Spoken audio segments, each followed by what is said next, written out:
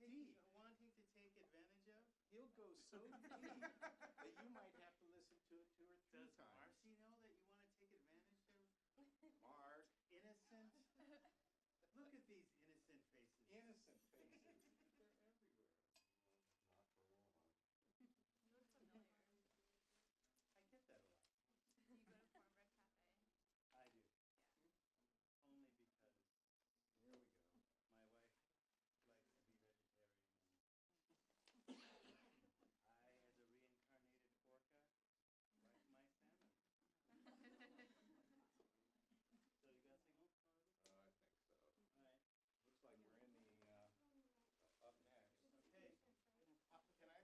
Yes, go for it. Hi, Cottage Grove, can you hear us okay? There's a microphone in front of you and that has a red light on it. If you push that button, go ahead and push it.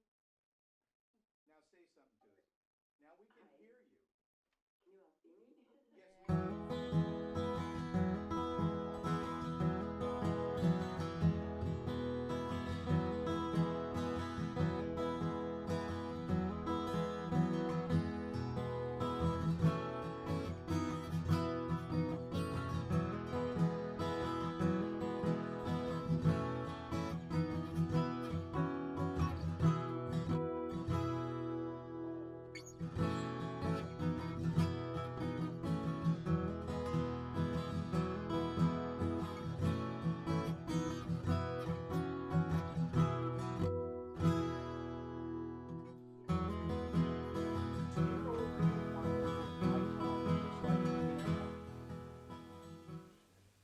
And that camera will allow you to point the camera at Mark. Okay? I am not finding it. It's kind of a little. It says, main camera number 1, main camera number 2. Hi. Yes, Uh, I'll pass those up. we'll have to try. But you can take one now that you're up Try here. the other button. No, that muted the mic. Okay. I wish I could help Can I, you more. can I go ask that man to help me? 'Cause You can ask him. Don't forget to mute. Yeah, your we're live. microphone, though. So, Go ahead and mute your microphone now. okay, do what? Turn your microphone off. Okay. Thank you. Anytime you want to talk, remember to turn it back on. Sorry, Mark. it's all right. My lawyer will call your lawyer. Okay. Welcome to CPSY 200 Winter 2014, the latest and the greatest. The syllabus I'm handing out is also on Moodle for all 3 sections. There are 3 sections of this class. You are in the live interactive one. Actually, all of them are live and interactive, but this is being broadcast on Comcast 23 and Charter 9. So if anybody's looking for you, you can take the online section, in which you can take it from the security relative of your home. You know, NSA is NSA, right? Right. They're spying on Congress. Why do you think they don't know what's in your bank account? But anyway, I'll just pass these out. I may run out because there's more people than I expected. But hey, that's fine. This class was, as I'll point out, was designed for professionals, not only in the addictions field, but also related fields in human services. I've had nurses, cops, DEA agents, all kinds of folks who want to who are paid to deal with this. Some of you are here from what I refer to as the civilians class last term, which is basically they have to deal with the issues, but they're not being paid to deal with it. And some of us felt that you needed to know as much as we do. But in the pros class, it is assumed that you are not in an active addiction because you are going to see things, we are going to discuss things that will be triggering. And as a pro, you're already supposed to be beyond that. So definitely do good self-care, but I'm not holding back or pulling punches or anything like that. Can I use you as a demonstration here? Just the book. There are two books, Addiction Treatment Theory and Practice, which is 14 years old. Not a whole lot has changed in treatment. The stuff that has changed will already be part of the course. I just use the book mostly because I haven't had time to write a better one. And there are better ones, and mostly what you're getting in the course, I believe, is an improvement on what's in here. So I'll talk about the deficits, and there are assigned readings in the syllabus, and I'll refer to them. Excuse me, Go for it. how do I get the materials that you guys have? Okay, it's on Moodle, if you have access to that. And I can email it to a staff person down there, and they can print it out for you. But it's on Moodle as well. Okay, thank you. It's in the section before the first week. Could actually pull that up and show you if you wanted that. That would be great. So you want to see that? Just where it is? Okay. The second book, one of the dilemmas that we have, and just in the interest of full disclosure, 90% of the addictions field are people in recovery, people who had problems. I'm part of the 10% that ain't. So in 12-step terms, I'm a normie, right? So my politics and my culture did not allow me to develop drug problems, except I did develop a type 2 diabetes eating disorder from dealing with the stress, so cheeseburger is drug, or actually it's potato chips. So that being said, the reason I have this book and the other books that are suggested in the list is because one of the things that we can't train for is street wisdom.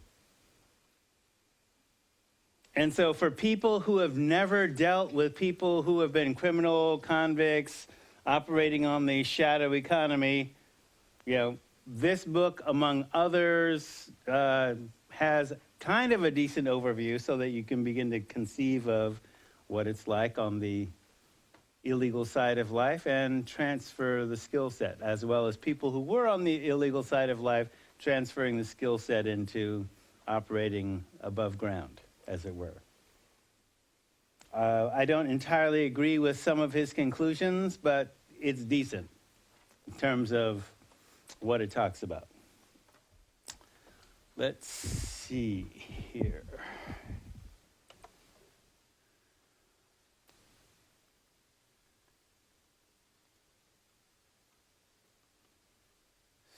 So,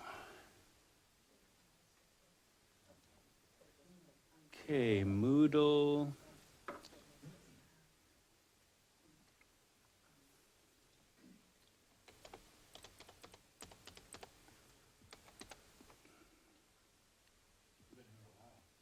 Yep.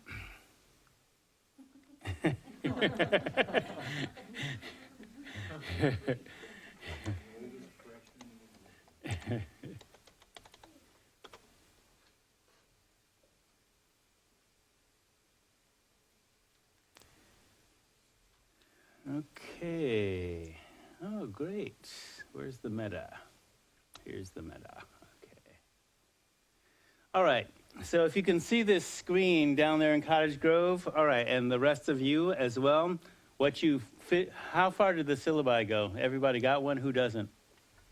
Okay. All right. So here is that document. Open. Thank you. That's okay. Just open it. Don't give me no back talk.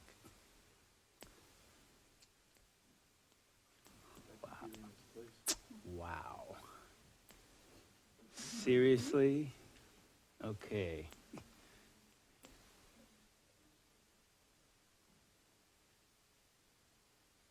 All right.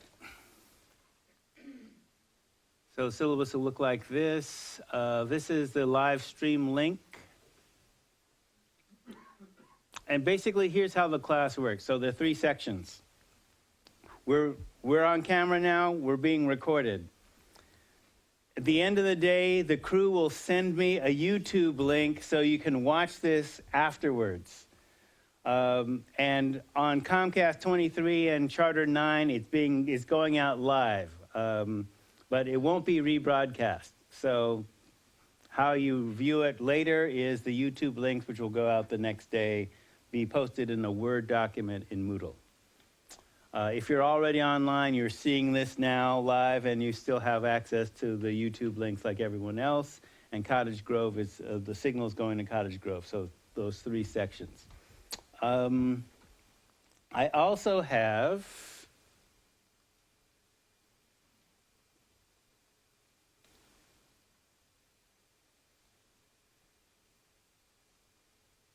up here in just before the first week, different recovery frameworks. So as an example, the 12 steps of Alcoholics Anonymous and Narcotics Anonymous have name familiarity in this country, but they're not the only recovery frameworks available, neither are they the oldest. There are lots of others. And so being a normie and also having academic freedom, I basically publish those. And part of when you come to see me at my office, I'm technically the drug counselor. Since I'm a normie, I'm not wedded to one particular framework. I'm interested in the science and what works. And fortunately, the science is not just what we consider science in the West, but other places, and I'll be showing you that. So recovery frameworks and some other interesting things which I'll point out as we get to them. Yes? Can you touch on like the Wellbriety? Wellbriety, yes. The Wellbriety movement is probably the oldest indigenous framework in America, dating back to the 18th century. All right. Yes? What does the C before the psychology abbreviation stand for? Counseling psychology. So here's what the deal is. My degrees are in psychology, master's and 3/4 of a doctorate in public health. In psychology and in some psychology departments, notably the one at Lane Community College, there are some people who teach psychology as a subject but are not therapists. So they teach it as an academic subject. CPSY is for training therapists. Right? Because, I don't know if you're like me, but I took psychology because I wanted to know how the mind worked. Particularly, in the interest of self-disclosure. Yes, I've inhaled. To quote Jimi Hendrix, yes, I am experienced. Why does LSD work? I mean, that's how I got into this field. Why does LSD work? Because I had to talk people out of their bad acid trips, hold them while they were dope sick, dealing with them while they're delusional or whatever. And so how I got recruited in this field in the state is because I was into the neuroscience. Son of a doctor, so, my parents did a particular form of child abuse where they use big words and make you look them up in the dictionary. And then use medical terms and make you look that up in the medical dictionary.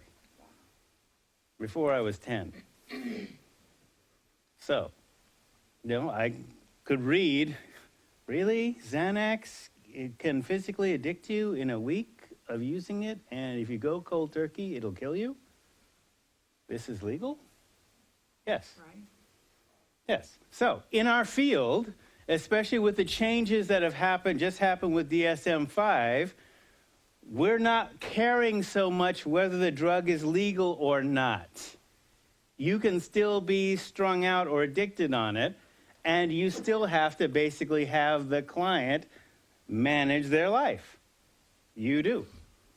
And so trying to give you that kind of information in 11 weeks is doable. Fear not. All right, so originally this course, originally recombined from Drug 101, which was the state's basic training for drug counselors. It was a week-long residential. We did pharmacology. We had to read the physician's desk reference and talk about pharmaceutical drugs and how they worked in the body, basic anatomy and physiology. So a week-long residential course for treatment providers, because in the 80s, when this was happening, since most of the field, again, was 12-steppers, the 12-step framework, I'm not knocking it, but look, this is invented in 1939, before addiction treatment was even a science. So there are certain things that weren't part of the framework. So we had to move on with that, right? So, problem, treatment and or rehab is limited by resources, that is dollars, time needed for stages of change. Look, if somebody's been shooting dope for 20 years, do you really think that a 28-day spin dry is going to affect 20 years of experience? No. Okay? And if we were actually using the medical protocol, treatment would last like 6 months inpatient. And that only happens for certain people. Often those who've been incarcerated, a certain limited number of them. All right? So time needed for stages of change, experiences of the providers and agendas of practitioners, agencies, institutions, and society. So if, like education, the treatment system is being gutted and defunded, then only those with money will receive treatment from agencies that can still survive and be profitable. And we've been under those kind of situations for at least the 23 years that I've been in Oregon and the 40 years I've been in the field. Okay, so what about those others? So one of the things we looked at and what I continually upgrade this course for is to redesign for a liberation struggle. I try and stay away from the drug war nomenclature, because who is being made war against? So if addiction was the norm, what if addiction was the norm and being in recovery was illegal? And there are people that say, well, that's what's going on now. Well, right, okay. You'd still have to be effective, and it'd have to be on the down low, right? So that's kind of my orientation. So when people ask, well, are you in recovery? I'm not in recovery, I'm at war. Alcohol and drugs have been used as weapons against my people. This is wartime. You do not make yourself weak before the enemy. And it's not just my people, it's y'all, too. Because addiction is a major industry in the United States. Major part of the gross domestic product. I mean, it just is. So, how do you defend yourself? So, what if addiction prevention was a terrorist act? So, how would you proceed? So, I'm proceeding on the assumption you want to be effective regardless of the agency or entity you're working in or the community that you're in. Because I was just talking with one of our staff people who's got family back in Indiana, and if one of their family members is drinking 36 beers a day and thinks that's normal behavior, has had multiple Deweys, and, this person called Child Protective Services on their family member, and CPS just kind of laughed. Yeah, well, person has 3 Deweys, they've gotten a warning, they've been on house arrest. Oh, so you're not going to do anything? And so, they can't go back and deal with that person's family, so they need certain information. And so, as an example, what kind of infrastructure is there within, your particular state? So, whether or not you need to be effective, whether or not there's infrastructure to support you. So part of this class has been redesigned to be able to help you do that anywhere, wherever you are. So you might have to ask detailed questions. don't fear to do that. So even if there are hostile forces arrayed against you, and I'm just letting you know that there are, that's okay. All right, so the addictive behavior series, last term, introduction to addictive behavior for lay people, civilians, as I say. CPSY, this one, human service professionals of any stripe. And a third class, which strangely they never funded, but has been infused within this class because part of our ethical commitment as certified alcohol and drug counselors is we have to actually work against systemic discrimination and health disparities as part of our ethical code, which might mean transforming the addictive organizations we're a part of. So that's a covert operation. So, yes? Do you have to take CPS 195 before you can take this class? No. No.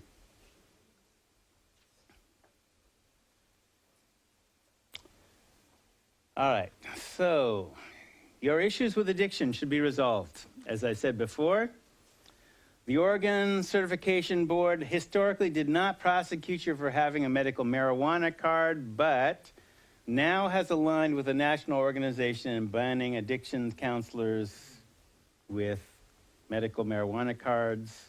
So, word to the wise, et cetera, et cetera. Not asking you to do illegal behavior, but understand.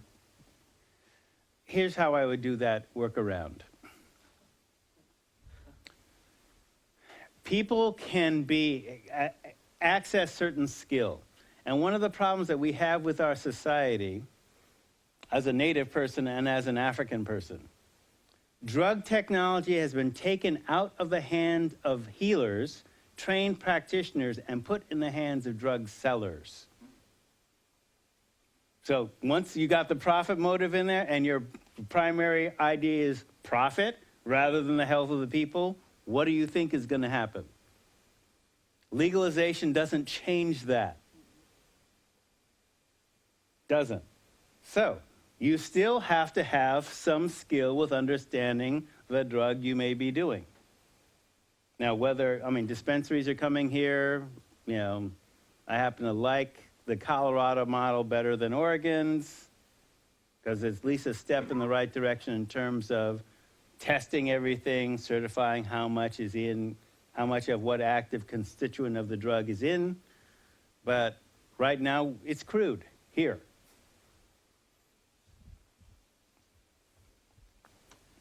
Anyway, so other barriers to employment are like piercings, tats, body modifications, job killers. Probably want those to not be so obvious. Okay? You will see things that will trigger you. The expectation is you can handle it without relapsing, collapsing, freaking, or tweaking out. Or at least be able to talk about it before doing those things. Course evaluation, social reconnaissance paper, personal addiction inventory, biopsychosocial recon, and a research paper. So midterms and finals are because we are broadcasting and people taking tests is really boring television. Midterms and the final are take-home open book.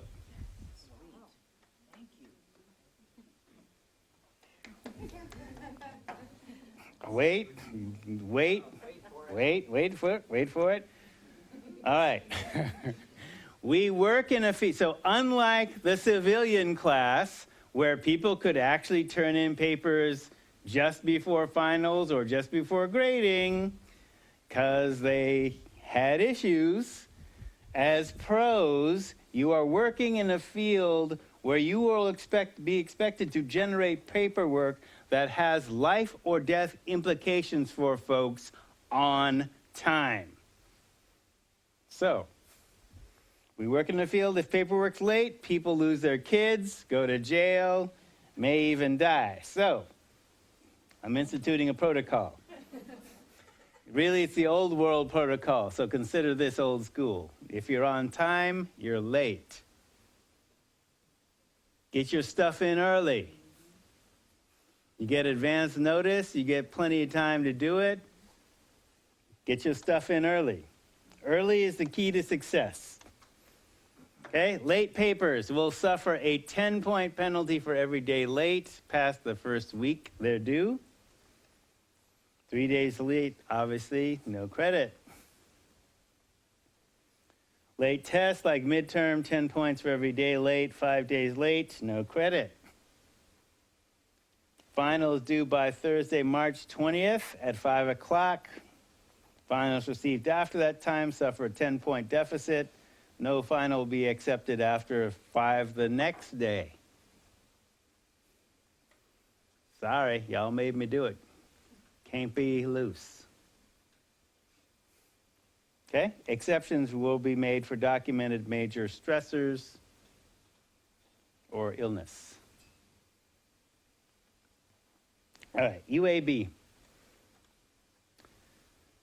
So, originally training for addiction counselors, now adapted. So, addictions. So, I've been in the field 40 years, and I date my time before technically there was a field.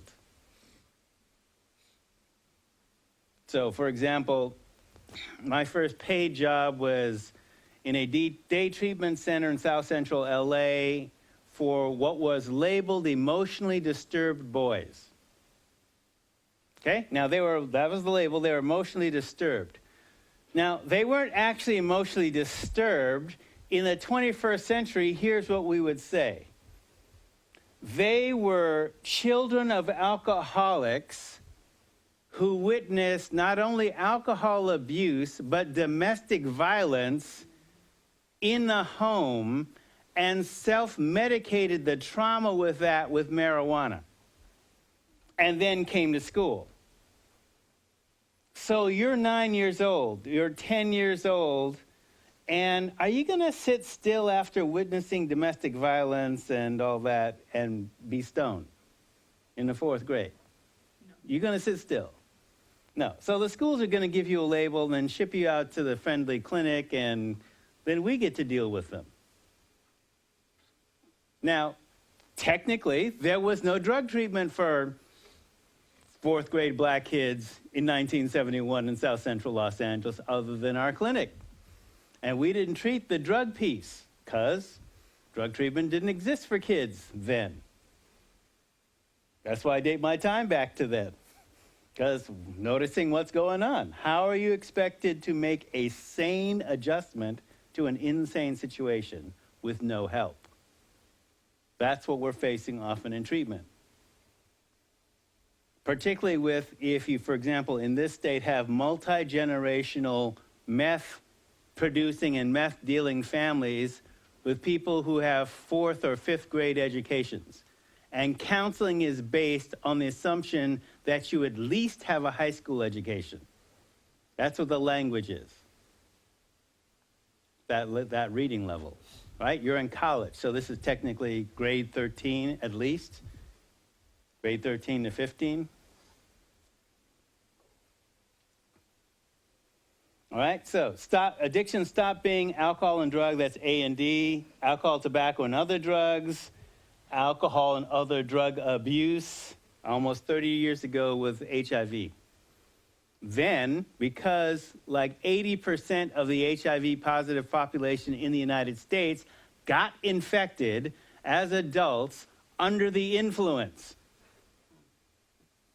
right? Because you watch TV, you see movies, how many times do you see people having sex clean and sober? So if they slip up on the condom use or whatever, or don't communicate with their sexual partners about their infection status, what do you think is going to happen? Same thing that happened in the 30s with syphilis, with the same predictable results, right? So in the addictions field, we had to get into people's sex lives. Heterosexual, homosexual, bisexual, trisexual, whatever. All right? Now it's also addictions of various kinds, plus eating disorders, mental illness, gambling, cyber addictions, and also community organizer and advocate. 2.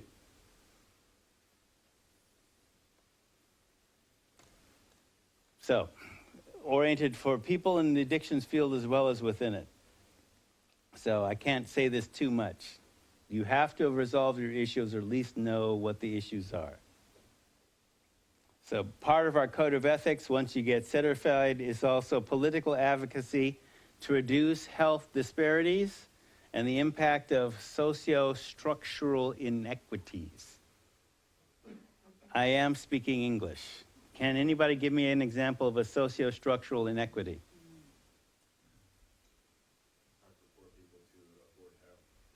Yes, hard for poor people to afford health care and healthcare costs. So the actual solution would be, hey, single payer. You're a citizen, you're covered, no matter what happens. This covers homeless people, houseless people. It also covers vets who have been dishonorably discharged as a result of the substance abuse problem they got as a result of their combat experience. And they can't get treatment if they got dishonorably discharged. This covers them. Single payer. ACA doesn't address that.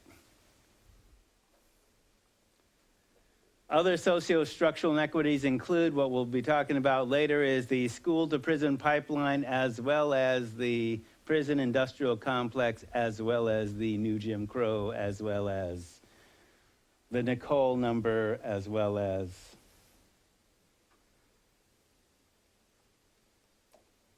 yes. I have Writing 121 with John Williams. Uh-huh. And the first book we're reading, Uncle Tom's Children, Good. talks about Jim Crow. Uh-huh. And unless you don't read the introduction to that book, you really don't know what Jim Crow is.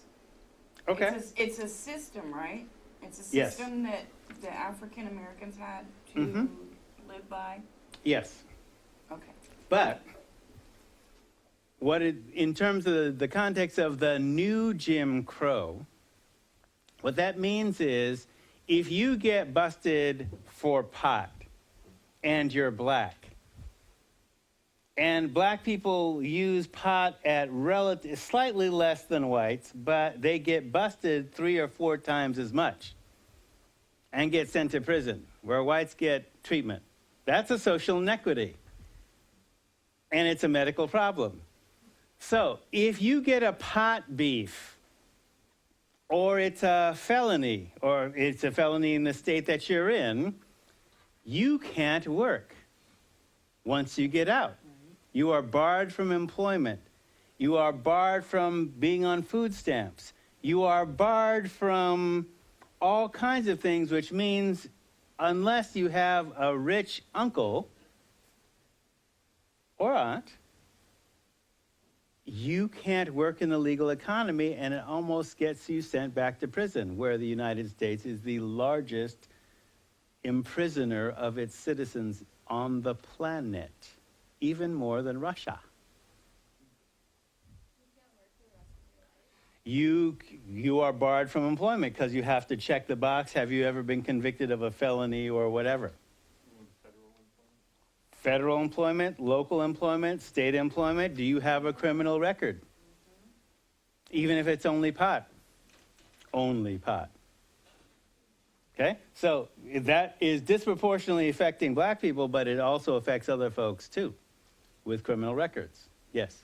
I learned a statistic, I don't know, yesterday or this morning, that said 40% of black people or black males are jailed before they're 23, and then Hispanics was 38%. Yes. Whites was 30. I thought that was crazy.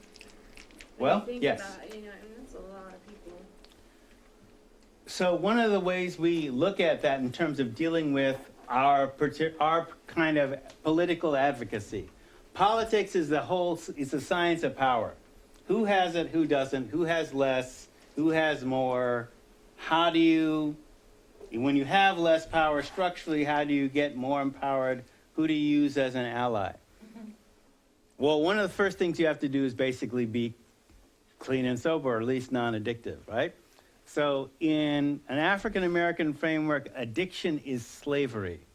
And the reason we say addiction is slavery is that, like slavery, slavery was protected. Slavery was about the economics. It was about money. And people basically preserved it because they made money from it. They made money from people being in prison. All kinds of corruption within the prison system to keep people incarcerated. A whole apparatus keeping that in place, just like slavery, just like the Jim Crow system. So that's why people are making that point about, okay, this is basically, the prison industrial complex is like slavery, because they are literally slaves, essentially. Because you can be in prison for a lot of different reasons. So, if addiction is slavery and I'm like Harriet Tubman, I have freed 1,000 slaves, and I could have freed more if only they knew they were slaves. Yes, so a little black history here in advance of February. Harriet Tubman is known for the Underground Railroad, right? Underground Railroad, she freed 350 slaves in all her time in the Underground Railroad. So she's saying 1,000 slaves. Is her math off? Well, no. She was the military commander of a battle called the Combahee River Action, where she handpicked the Union Army colonel and majors that piloted gunboats that went up the Combahee River in South Carolina that freed 700 slaves in 3 days. Made the papers in New York and Boston. So that's how we know it's like historically documented. And the slaves wouldn't get on the boats because they thought it was the Confederates until she got stood on the prow and started singing to them, and oh, it's Harriet. 700 slaves. That's why she's nicknamed the General. Right? But people don't know that because your history books, what, a black woman general? Okay? So, often people don't know that they're strung out, that they're slaves to whatever drug that they're on or whatever process they're on. You have to hip them to the fact that they are enslaved and they have to want to be free. And there's a structure keeping them unaware of that. So I actually once Googled addiction to slavery in Google image, and I got this. So this is in the hood somewhere, I think back east. What is it on? It's a billboard. Black hand, full of pills. There's a needle in there. Addiction to slavery. Couldn't see what was in the hand. Yeah. With my glasses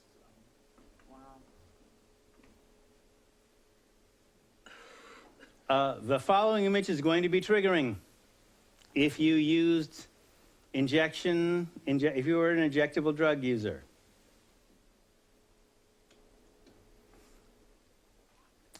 So, slavery profited from human misery. It was legal. Slave was property. And here's why I make this point over and over. The idea is that if I was a slave owner, I could buy a woman, rape her, get her pregnant, sell her kid at a profit and not feel anything about it. That's the reality of slavery. People are property. You transfer that to a corporation, and of course they can send your logging jobs to Indonesia. What do you think they're going to do? Pay you $20 an hour or pay an Indonesian $2 a day? Bingo. Do you think they have loyalty to you? You're replaceable. That's the value that was established in capitalism under slavery and is today. You think you're not replaceable? Okay, if Weyerhaeuser or Bohemia or whatever, you're on a shift and your foreman is stringing you out on methamphetamine to make the quota, I'm not making this up. With the full knowledge of the board, and your corporation is one of the 10 drug-free workplaces in Oregon. Really? So I'm just saying. Okay, you getting strung out, addiction is slavery. How do you get out of that if it's in your workplace? Okay, that's one of the things that we've had to deal with in this field, in this state, and not just in this field, and not just in this state either, right? So, capitalism plus dope equals genocide. This is from the Black Panthers in New York City. New York City was one of the places where there was a free heroin detox program for easily since the 1930s, 40s, and 50s. If you watch The Godfather, the first one, where he basically talks about, they asked him, what are we going to do with all this heroin? And he says, we'll sell it to the niggers. That's a quote, right? You saw that movie, right? That's a reality. That's not Hollywood. The mafia was allowed to flood black communities with heroin with the full knowledge of both the federal government and the New York Police Department. There was no treatment allowed, and they incarcerated folks. Kickbacks to the cops, and the FBI let the mafia do that. Okay? So, against that tide, Black Panthers, us organization, other people had free heroin detox programs that got not only black people off of drugs, but also white addicts as well, for free. They were closed down by the cops. Why would you close down a free heroin detox program? Anyway, so when we say addiction is slavery, this is just one example of how certain things are put in place, and you don't necessarily question them, right? So whether people see themselves as slaves or not, some people don't get access to treatment the same way others do. So some people's addictions are treated as criminal problems instead of medical problems. So should a cocaine addict from the South Hills of Eugene be treated differently than a meth addict from Springfield? No, they shouldn't be medically, but they aren't treated the same in the system. That's part of the inequities that we're dealing with in treatment. Okay? So we're part of the medical community, so we should be applying the science rather than our personal prejudice as a value. We should be aware of our personal prejudices and their impact upon our applying the science. I have to treat skinheads, which is fine. I just let them know up front, look, I'm not scared of you, I'm just afraid that you're not going to believe what I say because of my excellent suntan. But we still have to deal with your problem, right? So, all right, so in complex, our concept of addiction, so as part of our medical community, we should refer to the science first as far as it goes and what works, whatever works, particularly if it works better than the current science. Bear in mind, our Western medical science is younger than the United States, and our concept of addiction as a medical problem is younger than I am. I'm pushing 60. Yeah, I know. Good black don't crack. So, complex urban civilizations with sophisticated drug technologies older than Western civilization have had comprehensive prevention, treatment, and relapse prevention systems, and we'll be getting some of those as far as our focus in the first couple of weeks. So, understanding this, just to give you a bit of history. Western medicine began in the 19th century No, 1865 with Semmelweis and Lister. So if you've ever used the product Listerine, that's why it's called that. What does it do? Kills germs. Before 1865, Western medicine did not have a germ theory. Okay? So that's how old the germ theory is, 149 years. Think about what that would mean. So here's what would happen then. Doctors were the only people, if a woman decided to have, so women have been having babies for like, what, 250,000 years as humans, right? So in cities, many women had their babies at home because they couldn't afford to go to hospitals, right? If they do go to a hospital, they're seen by a male doctor as opposed to a female midwife. And the male doctors would operate on cadavers to learn anatomy, get blood on their hands, and then attend a birth without having washed their hands as a routine practice. Okay? Because no germ theory, right? The body's dead. The corpse is dead, right? So what? And births are bloody. Blood, hey, no problem, right? So naturally, those women got infected and often died of septicemia. So one of these docs noticed that, well, in births attended by midwives, where the women washed their hands with hot soap and water, the septicemia rate was less than 10%. And he shared this with his colleagues, and they said, well, he said, maybe something is, there's an infective agent in the corpses that we're working on. Oh, no, you're crazy. So he infected himself to prove that he was right. Infection killed him. That's why they started sterilizing. Oh, well, maybe there's germs, right? Joseph Lister, your milk, you don't have raw milk, right? It is what?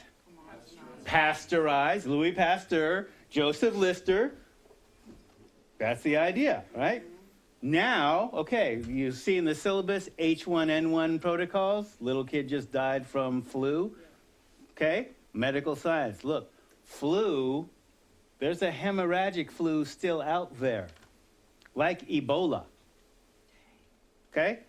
There are lots of indigenous populations like the Hawaiians that got killed off by flu and cold and measles, stuff that doesn't kill lots of people now, right?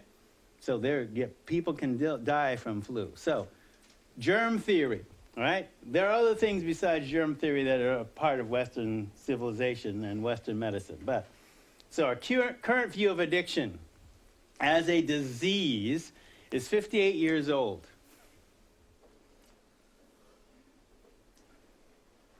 After centuries of seeing it as a sin. So 1956. Neurotransmitter theory. How do drugs work in the body, in the brain? 1971. Marijuana ligand. Why does pot get you stoned and how many different constituents in it get you stoned? 1991. Okay, so our science is younger than this country. And it's changing. We're learning new stuff at least monthly, right? So my point being, in many cultures who had drug technologies before Western civilization, they've forgotten more about prevention and treatment and addiction than we know now. And one of the things that's clear is that prohibition by itself is very poor drug policy. Making something illegal simply creates an underground economy. And you don't really address the problem. But blanket legalization doesn't necessarily solve the problem either. Okay? We have to pretend we know it all. So as a practitioner, you'll have to balance what is known with what is unknown and proceed. So as an example, the selling of attention deficit disorder. Anybody got a diagnosis like that? Okay. So one of the things that happened after World War II was the influence of what we call big pharma. So this particular doctor, Keith Connors, he led the fight to legitimize attention deficit disorder. Severely hyperactive and impulsive children, once shunned as bad seeds, are now recognized as having a real neurological problem. Doctors and parents largely accepted drugs like Adderall and Concerta to temper the traits of classic ADHD, helping youngsters succeed in school and beyond. So prescription, that's RX, prescription stimulant sales have rocketed 5 times plus since 2002 and 2012 in a 10-year period. So if you understand that Adderall is pharmaceutical methamphetamine, Isn't it just amphetamine? no, Or it's methamphetamine. Lower dose than your street dose, usually. But he didn't feel triumphant because he noted that data from CDC, Centers for Disease Control and Prevention, show the diagnosis had been made in 15% of high school-aged children. The number of children on medication for the disorder had soared to 3.5 million from 600,000 in 1990. So the numbers make it look like an epidemic, and it's not. So this is being driven by the pharmaceutical company. I'm not saying that there isn't a neurological condition. There is. But whether the solution is a drug, take, for example, these ads. So you look at the image in the ads. So understand that what we know, for example, from the year 2000 statistics around alcohol advertising in this country. So the government spent $1 billion on treatment and prevention that year in 2000. The alcohol industry spent $10 billion in advertising for the U.S. market alone, and that's for alcohol and tobacco. Pharmaceuticals is more, right? So if you look at this ad up and right?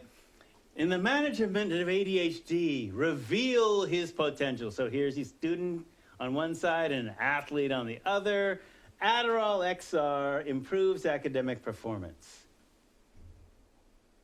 That is, objective measures of academic performance improve significantly. They don't tell you what those are, nor they lead you to the study. Right? For the treatment of ADHD, a typical school day, forgets homework, keeps interrupting teacher, late homework. These point to your ask your child's doctor about Concerta, and then starts Concerta, pays attention during class, market improvement. Yeah. Today I got a good mark and made a new friend. What a great day. And then, of course, this one where the child underneath the monster is revealed through the magic of pharmaceuticals. So understand U.S. corporate law. They cannot spend money unless it generates a profit. All right? So all I'm saying here is these are legal drugs. We've got to deal with the fact, I have to deal with the fact that many clients were treated with ADHD drugs, amphetamine class drugs. Once they aged out, they felt the need to normalize using street methamphetamine. And they're still. All right, and so they're also targeting adults too with these particular drugs. All right, all that being said, the American Psychological Association's DSM-5, that is the Diagnostic and Statistical Manual, the 5th version. So the link is, I basically just Googled at random an article about DSM-5 because we'll be quoting from DSM-5 later. I just want you to know what the science says about this. This is what we're about, right? According to the APA, publisher of DSM-5, the major change with substance abuse and alcohol abuse and dependence disorders has been the removal of the distinction between abuse and dependence.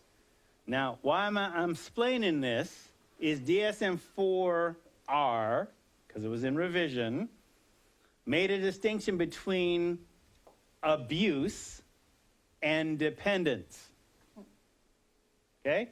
So abuse was a behavior that fell short of dependence, which is addiction. Okay? You could abuse without being addicted in that framework. Now they're basically saying, okay, we're throwing out abuse and basically saying, look, there's a substance use disorder. So we're not caring so much whether your drug is legal or not. And this is conforming with case law and some of the science. Because here's the reality, for example, with the current medical marijuana hoo-ha. Marijuana was a legal drug in the U.S. pharmacopoeia. All the big pharma houses that existed today had medical marijuana preparations prior to 1938. All of them. And I do mean all of them. I've done the research. All of them. So what made it illegal? Well, not a public health problem.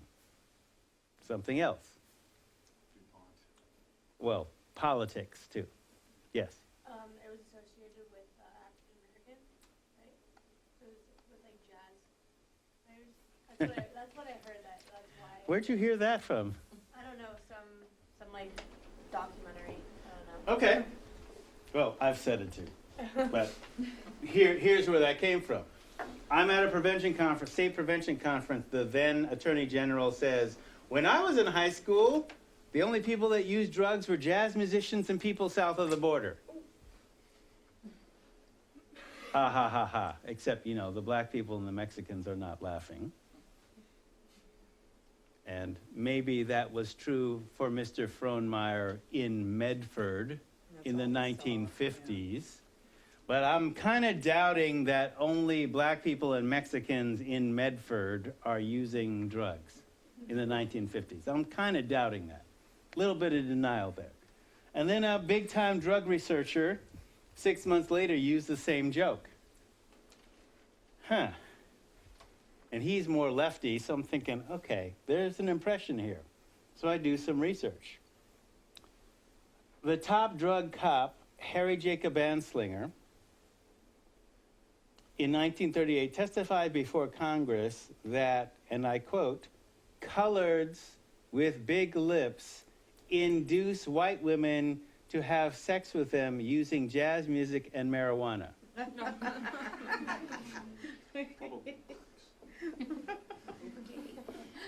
Okay. And this caused Congress to pass the Marijuana Tax Act the next year, which didn't make marijuana illegal, but it simply taxed all the products that were made with it, making them more expensive, and then a bunch of then they basically associated again marijuana with blacks and Mexicans, right? So no public health problem, unless interracial sex is okay, whatever. And how many people are we talking about here? Right, anyway. So, racism as drug policy. So part of the piece then is, all right, there's no public health problem. Why is this illegal? Why is peyote scheduled with heroin? Okay? How many people do you know knock over a 7-Eleven or a bank for their peyote habit? Never been a public health problem with peyote. Why is it illegal? Because it's the sacrament of Indians. And before 1978, it was illegal for Indians to practice their religion. Before 19 what? 1978. So part of the piece then is looking at, all right, when we've now moved into the 21st century, so the distinction between abuse and dependence. They're saying also, so our drug laws are not necessarily based on pharmacology or the science, but politics. But we have to be, as part of the medical community, dealing with the science. So the chapter basically it moves gambling disorder into substance abuse and behavioral disorders because it reflects the increasing and consistent evidence that some behaviors such as gambling activate the brain reward system with effects similar to those of drugs of abuse, and that gambling disorder symptoms resemble substance use disorders to a certain extent. Criteria provided for substance abuse disorder with criteria for intoxication, withdrawal, some substance medication-induced disorders. So this is an interesting piece. What it's acknowledging then, and this is what I meant by it doesn't matter whether the drug is legal or not, prescribed for you or not, it produces effects. Okay? You can be strung out on physically addicted to a legal pharmaceutical that, as a side effect, might be doing neurological damage to you and causing mental health effects as part of the course of therapy.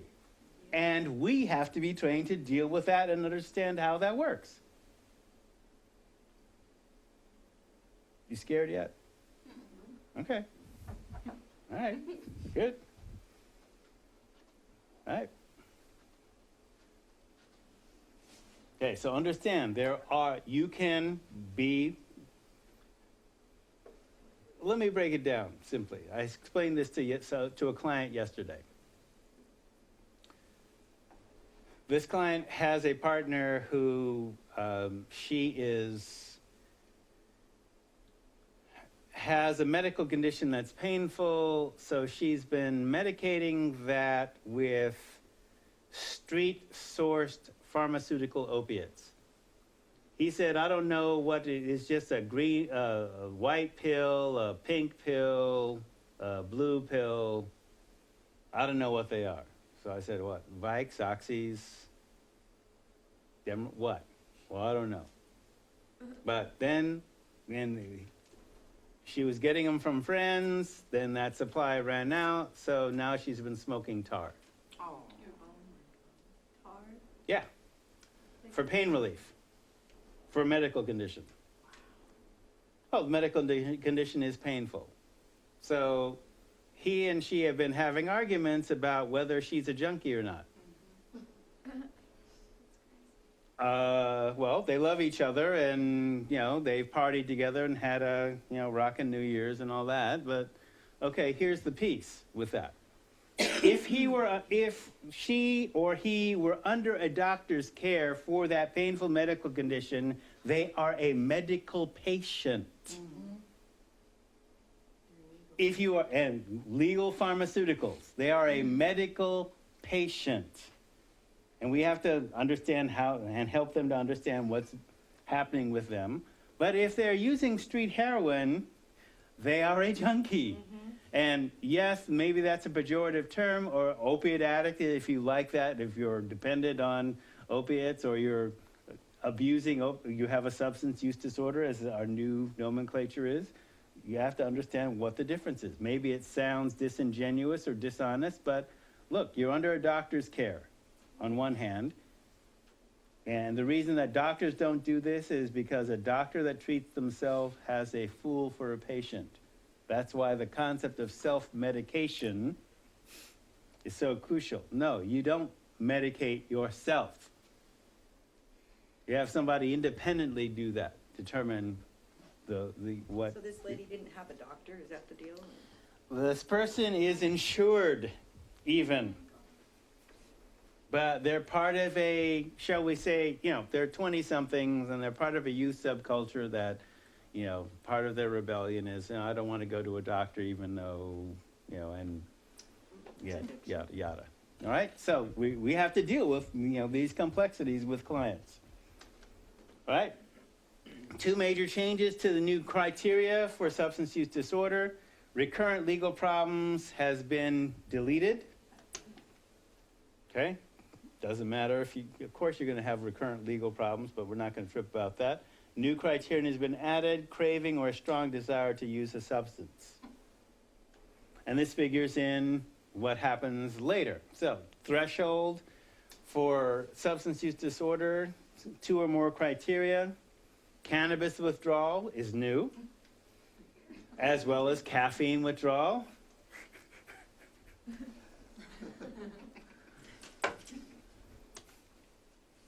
Of note, tobacco use disorders in there, same order as those for other substance use disorders, and used to have a tobacco abuse disorder. And severity, so 2 to 3 criteria, mild, 4 to 5, moderate, 6 or more, severe. And we'll talk about the criteria way later. So last, and I thought this is critical for you to understand in terms of when somebody said, so one of the things I was talking about with that client the other day was, okay, if they're not a junkie, can they stop using for a week?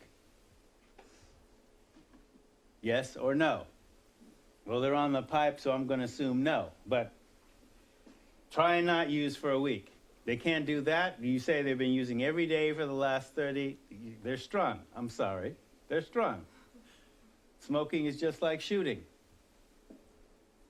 More palatable route of administration, but it's just as addicting.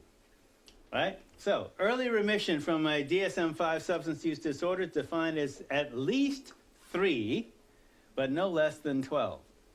So basically, is it a problem? Okay, it's not a problem if you cannot use for 3 months. Better that you cannot use for a year. But first get to that 3 months. And then that year. All right, they're saying that straight out. And sustained remission is defined as at least 12 months without certain criteria except for craving, because craving criteria, they're acknowledging that, look, craving is going to be part of your recovery experience. But if that's the only thing you have and you don't use, great. But you're going to be dealing with that. So that's actually more realistic. Because I'm usually skeptical of APA.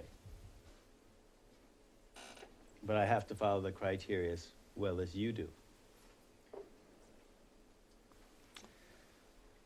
So also on the Moodle site, in addition to the slides that we'll be using every day, as I used a couple of SAMHSA slides from a presentation that was given at one of my work studies found on the website. And this is part of that. So BH means behavioral health problems. So they're saying not only mental illness, but also substance use disorders, SUDs. Okay? They're basically saying that not only are people addicted or mentally ill, but as part of what's happening while being addicted or mentally ill, they have physical health problems which make their underlying condition worse. And you have to take that into account because we're part of the medical community. Because sometimes your diabetologist might not know that you're a junkie. Might not even ask the question, but we have to ask the question. So, half of Americans will meet criteria for mental illness at some point in their lives. 7% of the adult population, 34 million people, have comorbid. That means they both have mental health conditions and physical conditions within a given year. The term that we use, that we still have, dual diagnosis. That means you have a mental illness and an addiction simultaneously. Comorbid. Morbid not means death, it means sickness. So both things happening at the same time. So here was an interesting thing from that presentation from the federal level. So what Americans know? Most know or are taught, we'll do a straw poll here. How many of you know basic first aid or CPR? Well, that's true so far. How about the universal signs for choking, facial expression of physical pain, basic terminology to recognize blood or other physical symptoms of illness and injury? Okay. Basic nutrition and physical health care requirements, and where to go or who to call in an emergency. Okay, great. So far, so good. Most do not know or are not taught signs of suicide, addiction, or mental illness, or what to do about them, or how to find help for self or others. Do you find that to be true? Okay. Relationship of behavioral health to individual or community health or to healthcare costs. And relationship of early childhood trauma to adult physical and mental substance abuse disorders. Most people don't know that. They're all new. Right. Right. So you know if you're a pro, but how many pros are there? So, for example, physical health, what it takes: nutrition, exercise, rest, good genes, and then reduce risk, so hand washing, because we know about the germ theory, covering your cough, protecting from food-borne illnesses. Like, okay, don't go to a salad bar without a sneeze guard. Okay, cook your chicken well, etc., etc. Getting immunizations, taking universal precautions, avoiding unprotected sex, universal precautions. Assume everybody's infected and protect yourself. Right? So that's for physical health. For behavioral health, what it takes: understanding and managing emotions, managing stress, having positive social relationships, and hope or spirituality. Remember, it's the government. They can't say you need to be doing this, that, or that religion. So having hope for your particular situation, or spirituality, or some other framework to help you be able to function more positively. And then reducing risks, recognizing trauma, chronic stress, especially in childhood, a non-supportive or destructive relationships, uninformed parenting, no or limited skills in terms of recognizing those other things. So, with physical health, recognizing the signs: temperature, cough, fever, pain, avoiding behaviors that increase risks, knowing when and how to get help, early detection, testing, screening, stop the bleeding and pain, save life first. Behavioral health, recognizing the signs: suicidal thinking, depression and anxiety, post-traumatic stress, substance abuse, underage drinking or inappropriate amounts in adults. So, for example, when is it a problem? So, as is part of my job, when students come to me and they, for whatever reason, feel that it's normal behavior to drink a fifth of vodka a day, because that's where their family did it, or it's normal behavior to drink 30 cans of beer a day, when did that become normal, and why? And who promoted that idea? So knowing when and how to get help. So early detection, screening, brief interventions, stopping emotional pain, keeping safe for individuals and also for the community. So the reason I started here is that part of what is the joy within our field is that it is actually relatively easy, once you recognize a problem, to then begin to instruct people on the steps to take to begin to get out of the hole. That's relatively easy. I didn't say necessarily. It's simple, but not necessarily easy. Because they still have to do the work and you still have to guide them without being attached to whether they do it or not. So, let's see, 5 minutes.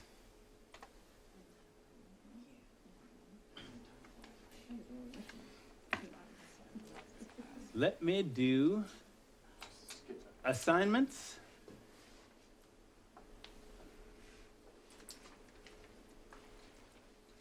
Okay. Let's do this so I can get out of the way. All right? All right, so first assignment. If you did this before in 195, you're to go deeper. But if you haven't done it, so social recon, this is out of public health. It's the idea that you're going out and you're scanning what the environment is with an idea to first just look at it and then see its impact. So it could be going out into society and recording what you see with an idea to assess the public health environment. So it's the environment. So, for example, need to become aware of the environment that creates or influences you so that you can make others aware of how their environment has influenced them. So, for example, a person who thinks that responsible drinking comes from the beer companies who are organized to do what? Sell beer. All right? So responsible drinking should mean that as an adult, you should be able to physically make the decision. But physically, you can't make the decision past legally drunk. So everybody knows how much legally drunk is, right? How much? 0.08. How much is that for you?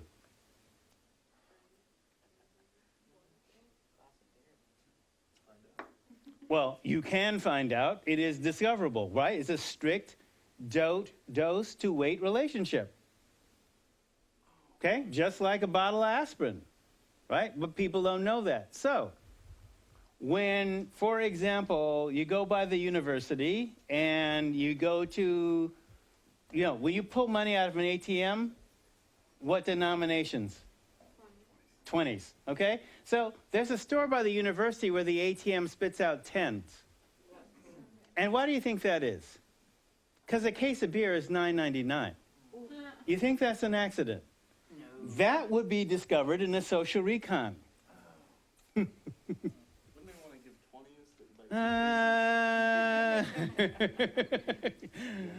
20s? Okay, so that's an example of how social recon works, right? So you need to understand the ways of the enemy. So for example, the 4 Ps: product, place, price, promotion. See how the 4 Ps could work in a restaurant, a bar, festival, a frat or sorority party. It could involve answering, for example, how does somebody who's houseless, no health insurance, take care of basic hygiene? Be creative. Huh? This is also in the syllabus, too. When is it due? Let's see. I believe it's in 2 weeks. How long is it supposed to be? 2 pages. It's spelled out. Can you break it down? Yeah. Yeah? Okay. 23? Week 3, yeah. No, that's the old slide. Thanks. I didn't change that. My bad. It can be double spaced. Yes. Yeah, sure. All right, so that first assignment, and we'll go more into that later. So another one, personal addiction inventory. All right, so that consists of, basically, it'll take you 4 weeks to do it. So 1 week food mood diary, or if you've done this before, from the last class, 80% live food diet for a week. What? I'm not talking about live squirrels. 80% live food diet. What's that, like cow, chicken? Vegetables, yeah. See what that does to you. That means you have to make it at home or access it somewhere. 80% live food. Obviously, you could have a hamburger, right? But see what eating an 80% live food diet does for you for a week. Especially if your diet is fast food. See what that does to you psychologically. What? Because fast food induces addiction to the drugs of sugar and salt, which are psychoactive. Okay. Okay? Look, we're not getting meth addicts clean and sober than having them strung out on chocolate milk, yo. Come on. And you can't prescribe something for somebody that you haven't done and confronted. Because look, if you can't give up fast food for a week, how do you expect somebody to get off meth that you're guiding? Right. I mean, I'm just being real here. So you're just saying, be a week on no fast food. Yeah, well, we'll get into that more. Okay. So the music is cueing to say we're leaving. So, but that doesn't mean I can still answer your question. Go ahead.